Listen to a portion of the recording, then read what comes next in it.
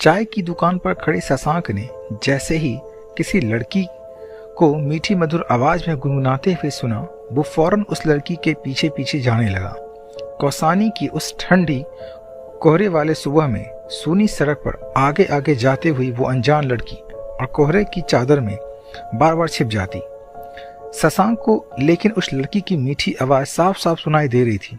उसका पीछा करते हुए शशांक सोच रहा था कि कौन है ये लड़की जो इतनी मीठी आवाज में शशांक के गाए गीत गाती हुई बिजली सी फुर्ती से उस पहाड़ी सड़क पर ऐसे चली जा रही थी जैसे कोई चंचल हिरनी अपने मस्ती में भागती जा रही हो। करीब 15-20 मिनट चलने के बाद जब कोहरे का चादर एकदम घनी होने लगी और शशांक के सामने चल रही वो लड़की अब कोहरे में गुम सी होने लगी, तो शशांक से रहा ना गया। वो सामने जा रही लड़की की ओर जाकर जोर से पुकारते हुए बोला, हेलो मिस, प्लीज जरा रुक जाइए, आपका पीछा करते करते अब मैं थकने लगा हूँ। शशांक की तेज आवाज सुनते ही सामने जा रही वो लड़की एकदम से चौंक उठी। उसे तो यह एहसास ही नहीं था कि कोई उसका पीछा करते हुए चला आ रहा है। लड़की घबरा कर और तेजी से भागने लगी। तेज भागने से उस लड़की के पैरों में पड़े हुए चांदी की घुंघरू खनकने लगते हैं। शशांक को कोहरे की वजह से वह लड़की दिखाई तो नहीं दे रही थी, लेकिन उसके पैरों के खनकते घुंघरूओं की आवाज से शशांक समझ गया था कि वो लड़की तेजी से दौड़ती हुई वहां से जा रही है। शशांक ने अचानक ही अपने सबसे लेटेस्ट गाना शुरू कर दिया, अरे वो baby come with me, sing a song and dance with me. Shashank ने गाना गाते ही जैसे सामने जा रही लड़की के पैरों पे अचानक ब्रेक लग गया। वो फौरन रुक गई और पलटकर जल्दी जल्दी चलते हुई धुंध और कोहरे की चादर को पार करके शशांक के सामने आकर खड़ी हो गई। उस लड़की को अपने सामने देखते ही शशांक के तो जैसे होशो हवासी गुम हो गए। कच्चे दूध सी रंगत, बड़ी बड़ी झील सी नीली आंखें, घने घुंघरैलो सुनहरे बाल और लंबी दुबली पतली सी लड़की पिंक चूड़ीदार सूट पहने किसी क्लासिक पेंटर की पेंटिंग सी खूबसूरत लग रही थी। शशांक को अपने सामने यूं अवाक खड़े देख वो लड़की हैरानी से बोली, हेलो मिस्टर, ऐसे क्या देख रहे हो मुझे? लड़की की मीठी आवाज सुनते ही शशांक जैसे एकदम से होश में आते हुए बोला, हाय, आपकी आवाज बहुत ही मीठी है। मैंने आज तक कभी भी किसी लड़की को इतनी मधुर आवाज में गाते हुए नहीं सुना था। Really your voice is so amazing. Shashank के मुंह से अपनी तारीफ सुनकर वो लड़की एकदम शर्माते हुई कही, थैंक यू, लेकिन सच कहूँ तो आपकी आवाज़ तो एकदम शशांक से मिलती जुलती है। कुछ पल के लिए मैं एकदम सरप्राइज ही हो गई थी। शशांक को उस लड़की की ये बात सुनते ही एकदम हंसी आ गई। वो समझ गया कि उसके सिर पर पहनी बलून टोपी से उसके सर के साथ साथ उसके चेहरे को भी इस तरह से ढक रखा था कि वो लड़की पहचान ही नहीं पाई कि जिस शशांक की बात वो कर रही है वह खुद उसके सामने खड़ा था। शशांक को हंसते देख वो लड़की एकदम से झल्लाते हुए बोली, आप इस तरह से हंस क्यों रहे हैं? ओह, लगता है तुम्हें कुछ मालूम नहीं शशांक के बारे में। लड़की गुस्से से गर्दन झटकते हुए वहां से जाने लगी। तभी शशांक ने अपना वुलन कैप निकाला और मुस्कुराते हुए बड़ी स्टाइल से अपना सर झुका कर बोला, जस्ट मिनट मिस, जाने से पहले जरा एक नज़र इस खादिम को तो देखते जाइए। लड़की ने चिढ़ते हुए जैसे ही शशांक को गौर से देखा, वो खुशी से चीखते हुए बोली, ओ माय गॉड, आप तो शशांक हैं। शशांक गर्दन हिलाते हुए बोला, यस यू आर करेक्ट, मैं ही वो शशांक हूँ जिसका गाना आप गुनगुनाते हुए जा रही थी। लड़की खुश होकर बोली, सच, आज का दिन तो मेरी लाइफ का सबसे लकी डे है। जिस शख्स की आवाज़ पर मैं जान देती थी वो आज खुद ही मेरे सामने आकर खड़ा हो गया। रियली मुझे तो बिलीव ही नहीं हो रहा, कहीं मैं कोई सपना तो नहीं देख रही हूँ। शशांक उस लड़की की तरफ प्यार से देखते हुए बड़ी नरमी से पूछा, सच पूछिए तो सपना तो मैं देख रहा हूँ, क्योंकि आप जैसी खूबसूरत तो हकीकत में ही नहीं हो सकती। प्लीज जरा अपने बारे में बताइए, क्या आप स्वर्ग से उतरी हैं या फिर किसी परीलोक से यहाँ आई हैं? लड़की अब बुरी तरह से शर्मा गई, फिर धीरे से बोली, मैं तो कभी सोच भी नहीं सकती थी कि यहाँ आपसे मेरी मुलाकात हो जाएगी। फिर लड़की उत्साहित होकर अपनी बड़ी बड़ी आंखें चमकाते हुए अपने बारे में बताने लगती है, मेरा नाम रक्तिमा है, मैं एक्चुअली दिल्ली में रहती हूँ और MBA के फाइनल ईयर में स्टडी कर रही हूँ। मेरी बस एक ही हॉबी है, म्यूजिक। जब से मैंने आपका गाना सुना है ना, तब से बस दिन रात मेरे दिलो दिमाग में बस आपके ही गाने गूंजते रहते हैं। मैंने हमेशा सोचा करती थी कि काश मैं एक बार कम से कम आपका लाइव कंसर्ट देख सकती, पर आज देखिए किस्मत खुद मेहरबान हो गई मुझ पर। शशांक ने मुस्कुराकर जवाब दिया, मेहरबानियों की बारिश तो आज मुझ पर हुई है, तभी तो आपकी मीठी मीठी आवाज़ मेरे कानों में पड़ी। फिर कुछ गंभीर लहजे में शशांक बोला, वैसे आप कौसानी में कैसे? I mean, आप यहाँ घूमने फिरने आई हैं या कोई रिलेटिव रहता है यहाँ?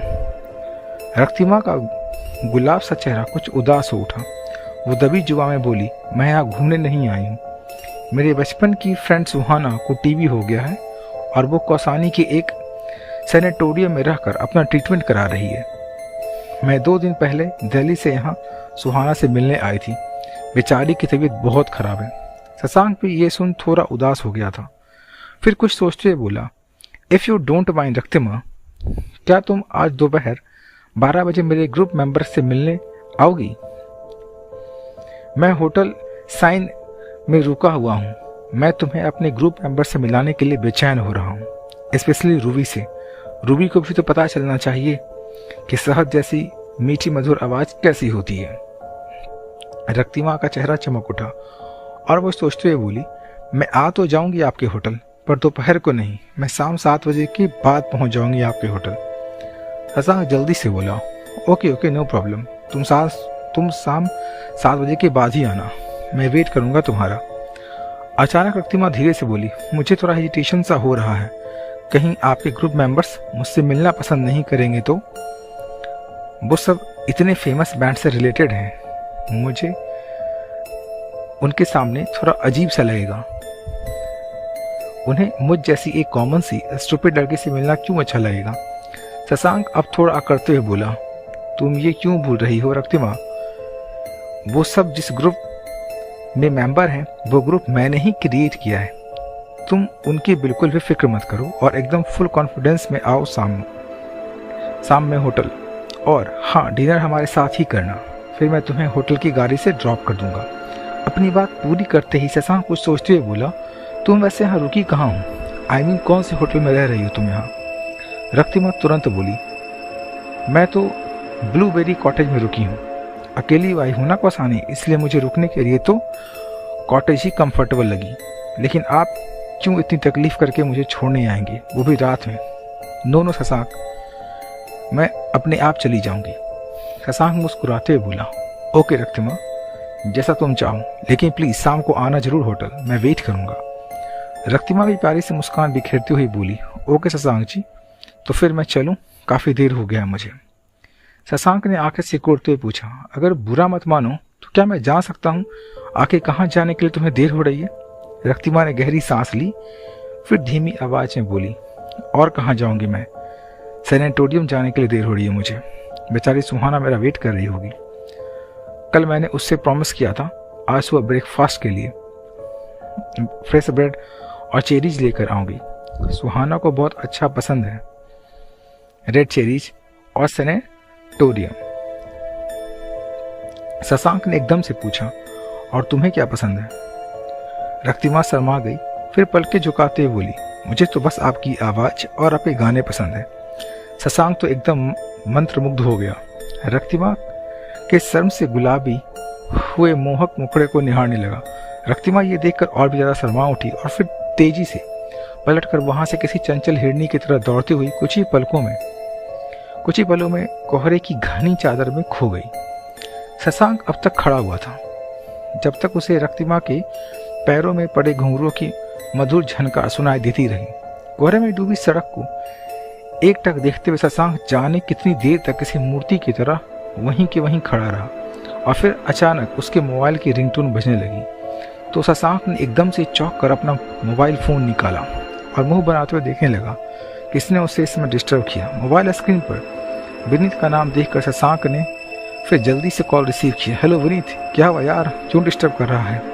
विनीत कुछ हैरानी से बोला, यार शशांक, पहले ये बता कि तू कहाँ है? हम सब रेडी होकर ब्रेकफास्ट के लिए तेरा वेट कर रहे हैं। शशांक ने मुस्कुराते हुए बोला, मैं तो इस सुहानी सुबह का आनंद लेते हुए होटल से बाहर सैर कर रहा हूँ। विनीत की हैरानी और बढ़ गई। ओ माय गॉड शशांक, तू तो एकदम कवियों की भाषा बोलने लगा यार। किसी कवि से तो मुलाकात नहीं हो गई तेरी? शशांक ठंडी सांस लेते हुए बोला, कवि से नहीं, मेरी मुलाकात तो आज जीती जागती कविता से हो गई। और फिर जल्दी से संभलते हुए शशांक आगे बोला, सुन विनीत, एक बहुत बड़ा सरप्राइज है तुम सबके लिए। मैं होटल पहुंचकर बताता हूँ, ओके बाय।